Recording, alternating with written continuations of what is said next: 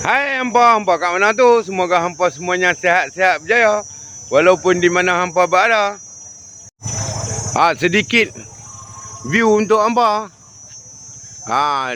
Mak Li berada di Pasar Pagi Gunung Kriang, sahabat-sahabat. Nu pemandangan Gunung Kriang kat atas sana. Sedikit view untuk hampa pagi ni.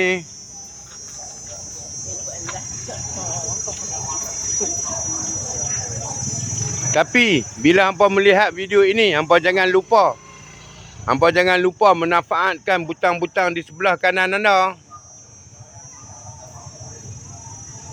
Suasana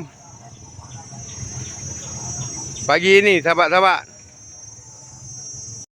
Sesiapa yang bermasalah dengan urat boleh dapatkan minyak Raja Kayu kat Bayo Mak Li. Okey, jumpa lagi next video. Bye bye. Assalamualaikum.